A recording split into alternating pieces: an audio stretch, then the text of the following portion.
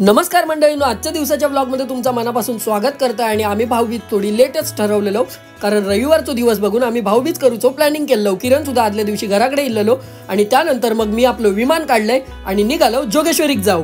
जोगेश्वरीक पोहोचलो आणि बघलो तर दोनवले ताई आपली वाट बघित होते, त्याचबरोबर त्यांचा फोटोशूट सुद्धा सुरू होतो। घरामध्ये गेल्याबरोबर बाय खुश झाला, जवळ इला माझ्याबरोबर वाईच खेळला आणि माका गोड गोड पापी दिली।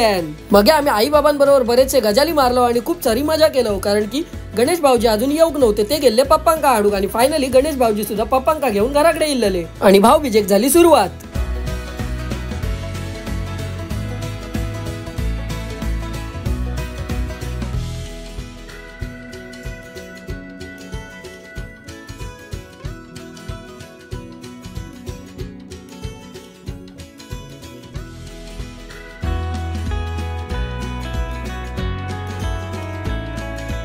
आमची तकडे भाऊबीज सुरू होती तवसर नानांनी बायकाकडे अगदी खेळवून ठेवलेल्यानी। भाऊबीजेचा कार्यक्रम झाल्यानंतर वरच्या माळ्यावरती आम्ही सगळेजण एकत्र बसलो जेवूक।